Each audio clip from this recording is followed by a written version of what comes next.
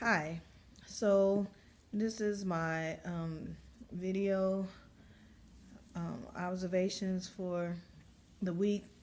It's actually easier for me to do it because my practicum is on Saturday, and if I do it like right after Saturday, right after practicum, then I have my thoughts more together and I can remember easier than trying to recall from the week before because we really can't take notes during the sessions or anything like that. So I hope that it's okay. I know I did it the first time and I tried the other way last week, but that didn't work that well for me. So I hope that's okay if I can do the log of hours and the observation report and this video observations on the same day on the Saturday of my practicum.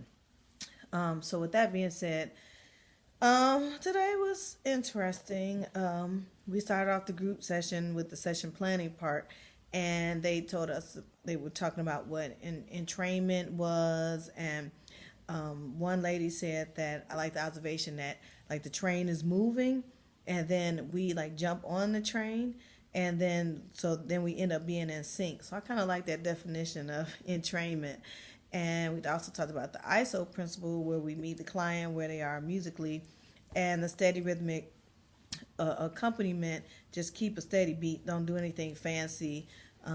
We also talked about mirroring, like reflect what the person is doing. So if the client is doing facial expressions and we just mirror what they're doing, and they end up actually mirroring what we're doing. And use concrete language because this older adult community with dementia and the people, it's a group session, but in the group sessions is varying levels of dementia. Most of them have some type of malform where it's basically short-term memory loss, but I have noticed that every time that we sing songs that they know, they just come right in and they remember the words. And we even had lyrics for them, for some of them. And I know my client, my resident that I'm assigned to, she was really into the songs at one point because the music, she had the words. If you don't know the words, she couldn't really sing. However, what happened with my client, my resident, was she was tired, and she kept saying she was tired through the whole first group session. So basically it's a group session where musicians play and then we interact with the resident that we're assigned to. Then after that, then they have where it's a smaller group session. So it may be my resident with maybe two other residents and the caregivers in the same room together. Well, after the first session, then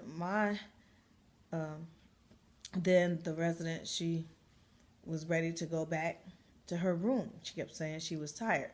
So I'm considered a volunteer, and then we have music therapists, the MTs. So the volunteer was like, "Ooh, what do I do?" Because the resident was ready to leave. So the resident got up to leave, and the MT told the volunteer to try to redirect. So the volunteer did try to redirect. However, it didn't work. So the resident actually left and got on the elevator and went to her room. So in cases like that, how should the volunteer react? Should the volunteer really try to push for the resident to stay and be involved, or once the resident says they're done and ready to go, then do we just volunteer let them go?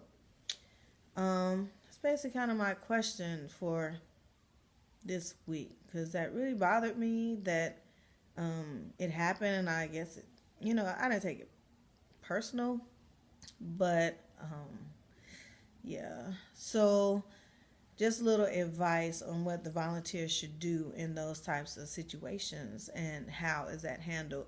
And if redirection is possible, then what are the words or some phrases that can be said or used, or any actions that can be done in order to actually have a successful redirection. Okay.